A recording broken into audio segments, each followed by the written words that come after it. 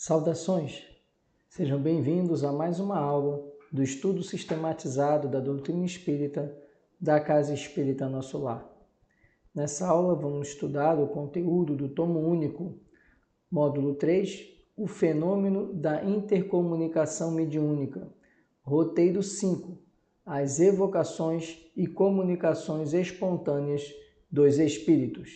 Vamos começar estudando as evocações e comunicações espontâneas dos espíritos. No Livro dos Médiuns, capítulo 25, item 269, Kardec traz a seguinte análise sobre esse tema. Os espíritos podem comunicar-se espontaneamente ou acudir ao nosso chamado, isto é, vir por evocação. Pensam algumas pessoas que todos devem abster-se de evocar tal ou tal espírito e ser preferível que se espere aquele que queira comunicar-se. Fundam-se em que, chamando determinado espírito, não podemos ter a certeza de ser ele quem se apresente, ao passo que aquele que vem espontaneamente de seu moto próprio melhor prova a sua identidade, pois que manifesta assim o desejo que tem de se entreter conosco. Em nossa opinião, isso é um erro, primeiramente porque há sempre em torno de nós espíritos, as mais das vezes de condição inferior, de que outra coisa não querem senão comunicar-se. Em segundo lugar, e mesmo por esta última razão, não chamar a nenhum em particular era abrir a porta a todos os que querem entrar. Numa assembleia, não dar a palavra a ninguém é deixá-la livre a toda a gente, e sabe-se o que daí resulta. A chamada direta de determinado espírito constitui um laço entre ele e nós. Chamamo-lo pelo nosso desejo e opomos assim uma espécie de barreira aos intrusos. Sem uma chamada direta, um espírito nenhum motivo terá muitas vezes para vir confabular conosco, a menos que seja o nosso espírito familiar. Cada uma destas duas maneiras de operar tem suas vantagens, e nenhuma desvantagem haveria se irão na exclusão absoluta de uma delas. As comunicações espontâneas, inconveniente nenhum apresentam, quando se está senhor dos espíritos e certo de não deixar que os maus tomem a dianteira. Então, é quase sempre bom aguardar a boa vontade dos que se disponham a comunicar-se, porque nenhum constrangimento sofre o pensamento deles, e dessa maneira se podem obter coisas admiráveis. Entretanto, pode suceder que o espírito por quem se chama não esteja disposto a falar, ou não seja capaz de fazê-lo no sentido desejado. O exame escrupuloso que temos aconselhado é, aliás, uma garantia contra as comunicações más. Nas reuniões regulares, naquelas sobretudo em que se faz um trabalho continuado, há sempre espíritos habituais que a elas comparecem, sem que sejam chamados, por estarem prevenidos em virtude mesmo da regularidade das sessões.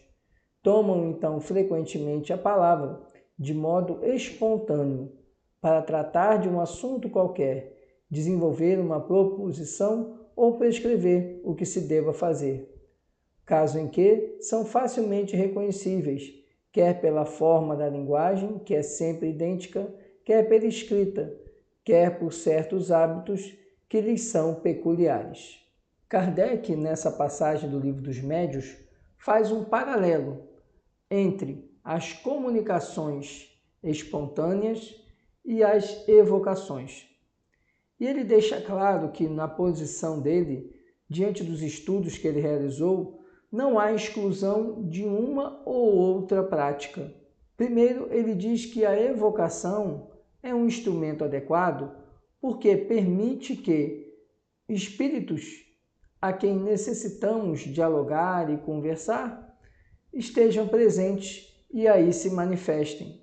Através do chamamento, temos então a oportunidade de conversar com o espírito daquele indivíduo que conhecemos durante a jornada encarnatória ou com um determinado espírito que se faz necessário o diálogo.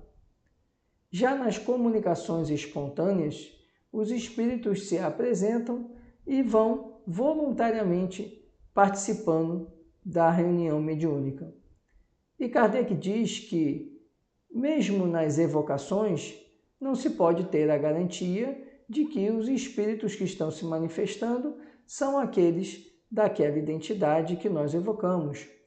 As peculiaridades da comunicação, alguns detalhes que ele apresente a respeito de sua existência carnal, serão elementos indicativos da autenticidade de sua identidade. Por outro lado, nas comunicações espontâneas, nós teremos espíritos que vão regularmente acudindo, comparecendo às reuniões. E assim fazendo, estaremos diante de meios de identificar a identidade daquele espírito, de saber que aquele espírito comunicante é alguém que rotineiramente se apresenta nas reuniões e traz ali suas comunicações. E lembra Kardec que isso poderá ser feito através do modo de escrita desse espírito ou através mesmo da própria caligrafia no momento da psicografia. E conclui Kardec dizendo que nas reuniões regulares, ou seja, naquelas reuniões que periodicamente acontecem em dias e horários pré-determinados e reuniões também sérias, os espíritos então voluntariamente acodem a essa reunião e fazem dela uma atividade que eles terão periodicamente. Isso não descarta a possibilidade das evocações, dizendo Kardec que as evocações também são importantes meios para que nós possamos dialogar com espíritos. Portanto, Kardec entende e deixa isso claro no Livro dos Médiuns que tanto as comunicações espontâneas como as evocações devem ser utilizadas por aqueles que desenvolvem a atividade mediúnica, lembrando sempre a necessidade da moral do médium, de se trabalhar a sua moralidade e ainda a necessidade de se estar numa reunião que ocorra com participantes voltados para a seriedade da atividade mediúnica. No Livro dos Médiuns, capítulo 17, item 203, Kardec faz a seguinte análise. O desejo natural de todo aspirante a médium é o de poder confabular com os espíritos das pessoas que lhe são caras. Deve, porém, moderar a sua impaciência, porquanto a comunicação com determinado espírito apresenta muitas vezes dificuldades materiais que a tornam impossível ao principiante. Para que um espírito possa comunicar-se, preciso é que haja entre ele e o médium relações fluídicas que nem sempre se estabelecem instantaneamente.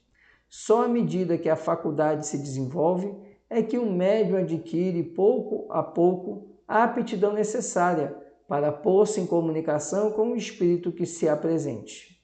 Pode dar-se, pois, que aquele com quem o médium deseje comunicar-se não esteja em condições propícias a fazê-lo, embora se ache presente, como também pode acontecer que não tenha possibilidade nem permissão para acudir ao chamado que lhe é dirigido. Convém, por isso, que no começo ninguém se obstine em chamar determinado espírito, com exclusão de qualquer outro, pois a miúde sucede não ser com esse que as relações fluídicas se estabelecem mais facilmente, por maior que seja a simpatia que lhe vote o encarnado. Antes, pois, de pensar em obter comunicações de tal ou tal espírito, importa que o aspirante leve a efeito o desenvolvimento da sua faculdade, para o que deve fazer um apelo geral e dirigir-se principalmente ao seu anjo guardião. Não há para esse fim nenhuma fórmula sacramental. Quem quer que pretenda indicar alguma, pode ser taxado sem receio de impostor, visto que para os espíritos a forma nada vale. Contudo, a evocação deve sempre ser feita em nome de Deus. Poder-se-á fazê-la nos termos seguintes, ou outros equivalentes. Rogo a Deus Todo-Poderoso que permita venha um bom espírito comunicar-se comigo, e fazer-me escrever. Peço também ao meu anjo da guarda, se digne de me assistir e de afastar os maus espíritos. Formulada a súplica, é esperar que um espírito se manifeste, fazendo escrever alguma coisa. Pode acontecer, vem aquele que o impetrante deseja, como pode ocorrer também, vem um espírito desconhecido ou o anjo da guarda. Qualquer que ele seja, em todo caso, dá-se a conhecer escrevendo o seu nome. Mas então apresenta-se a questão da identidade, uma das que mais experiência requerem. Por isso que poucos principiantes haverá que não sejam expostos a serem enganados. Dela trataremos adiante em capítulo especial. Quando queira chamar determinados espíritos, é essencial que o médium comece por se dirigir somente aos que ele sabe serem bons e simpáticos e que podem ter motivo para acudir ao apelo, como parentes ou amigos. Neste caso, a evocação pode ser formulada assim: em nome de Deus Todo-Poderoso, peço que tal espírito se comunique comigo. Ou então, peço a Deus Todo-Poderoso, permita que tal espírito se comunique comigo. Ou qualquer fórmula que corresponda ao mesmo pensamento. Não é menos necessário que as primeiras perguntas sejam concebidas de tal sorte que as respostas possam ser dadas por um sim ou um não, como por exemplo, estás aí? Queres responder-me? Podes fazer-me escrever? Etc. Mais tarde, essa precaução se torna inútil. No princípio, trata-se de estabelecer, assim, uma relação.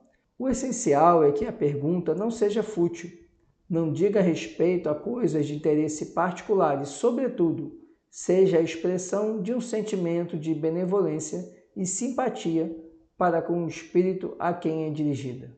Neste ponto, Kardec faz uma advertência aos médiuns ainda iniciantes, os médiuns que ainda estão se preparando, se adequando e aprendendo a melhorar a sua moralidade e conhecendo os mecanismos da mediunidade. A advertência é de que a evocação não é ainda uma forma adequada do médium buscar a comunicação mediúnica, porque, explica ele, que muitas vezes não há condição do espírito que ele deseja que se comunique tenha uma ligação fluídica com o médium, seja em razão ainda das dificuldades do médium ainda iniciante, seja em razão das dificuldades do próprio espírito comunicante.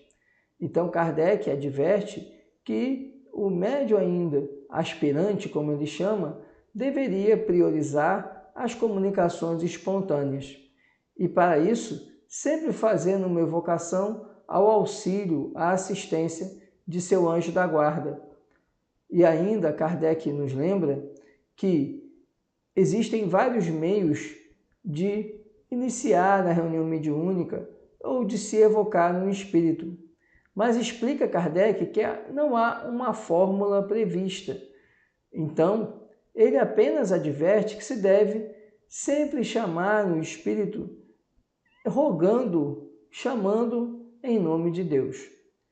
E ele diz que qualquer médium que se utilize de instrumentos, de determinadas práticas para esse diálogo com os espíritos, estará, na verdade, muito mais inclinado a sofrer uma influenciação de espíritos que não são tão evoluídos, de espíritos zombeteiros, de espíritos que vão muito mais fazer do médium um joguete do que efetivamente trazer uma comunicação que eleve a todos aqueles que tiverem acesso à mensagem. E ele continua ainda dizendo que nas reuniões mediúnicas sempre se deve buscar a assistência de Deus, rogar que Deus permita as comunicações. E através disso, se for o caso de fazer uma evocação, deve o médium já ser mais qualificado, mais preparado para receber as evocações, realizar e receber as evocações, para que ele não seja facilmente ludibriado, facilmente enganado. E sugere ainda que, no caso do médium com pouca experiência, sempre ele evoque, ou melhor dizendo, rogue a assistência de seu anjo da guarda, de seu espírito protetor ou de seu mentor espiritual. E no final, ele sugere que, a partir do momento que o médium ele adote as evocações como meio de comunicação mediúnica, ele sempre, inicialmente, nas primeiras comunicações desse espírito, ele faça perguntas que o espírito pode responder apenas com sim e com não, para então desenvolver a conversa com o espírito. E, a partir do momento que essa presença desse espírito se tornar mais rotineira, já não é mais necessário essas perguntas introdutórias, porque é um espírito que já é de conhecimento daqueles que frequentam a reunião mediúnica e que já se sabe sua forma de se expressar, seu meio de colocar suas palavras e, inclusive, sua caligrafia, no caso da psicografia. Vamos agora conhecer como se dá as manifestações dos espíritos nos grupos mediúnicos. Na apostila do ESG, nós temos que nas reuniões mediúnicas usuais nas casas espíritas, os espíritos se manifestam de forma espontânea, segundo o planejamento estipulado pela direção espiritual do grupo mediúnico. No entanto, é comum evocar a assistência dos benfeitores espirituais, os quais revelam a sua presença por meio de mensagens consoladoras e esclarecedoras. Deixar as manifestações dos espíritos comunicantes a critério da direção espiritual indica comportamento prudente, evitando a ocorrência de alguns inconvenientes, tais como o espírito não pode ou não deve se manifestar, estimular direto ou indiretamente a provocação de fenômeno mediúnico sem maior finalidade. O material do ESG aqui então nos lembra que nas reuniões mediúnicas realizadas nas casas espíritas, nós temos sempre a atuação da direção espiritual da casa. Na verdade, a condução dos trabalhos mediúnicos se dá muito mais pela orientação dessa direção espiritual da casa do que propriamente pela direção dos encarnados que estão ali no trabalho.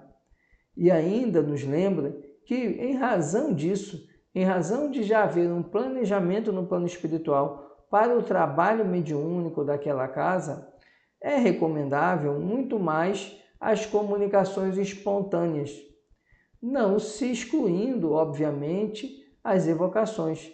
Entretanto, as evocações devem ser direcionadas para um fim maior, para a melhoria e o progresso de todos que estão ali naquela reunião mediúnica, para um socorro espiritual que se faça necessário, e não para frivolidades, e não para futilidades.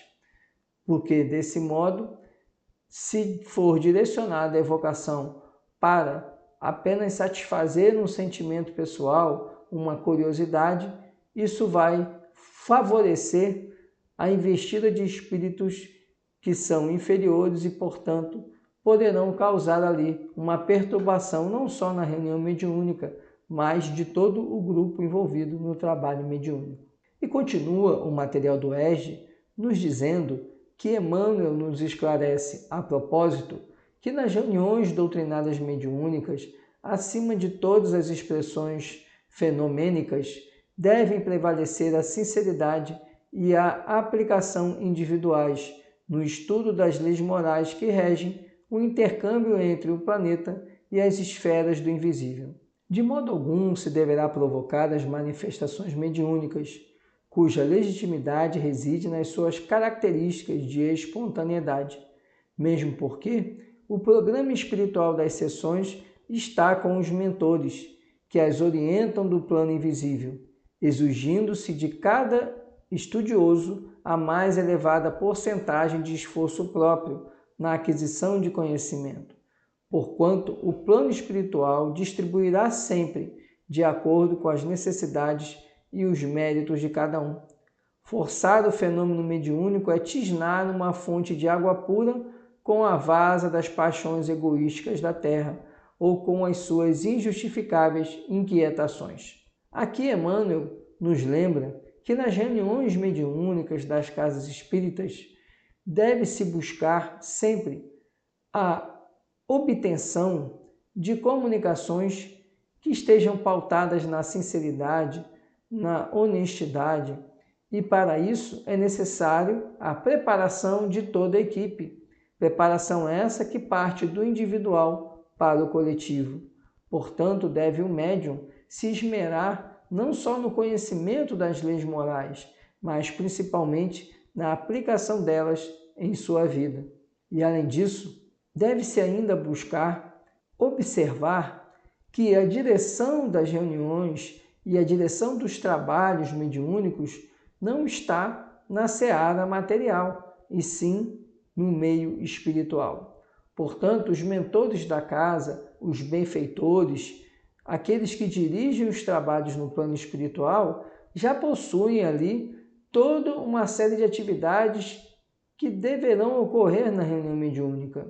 E por isso, quando os encarnados interferem nessa reunião, trazendo ali evocações, muitas vezes de espíritos que não estão dentro da programação da casa espírita na seara espiritual, isso afetará a qualidade dos trabalhos da reunião. E ainda ele lembra que muitas vezes a evocação, ela, para ser bem-sucedida, depende muito mais da qualidade moral do médium, do seu esforço no seu melhoramento e também da qualidade daquele espírito que se pretende comunicar. Para isso, haverá sempre a interveniência, de qualquer forma, da mentoria espiritual da casa. Então, muitas vezes o espírito não vai se comunicar em razão da condição do médium e em razão até da mentoria da casa entender que aquele espírito não está em condições de se comunicar ou que ele efetivamente não tenha condições de se comunicar. De qualquer sorte, é preciso sempre observar que a insistência de realizar evocações pode indicar muito mais a direção da reunião mediúnica pautada ali em sentimentos egoísticos do médium que faz a evocação ou daqueles que estão interessados nessa evocação, do que propriamente no melhoramento, na busca da evolução de todos os envolvidos na comunicação mediúnica.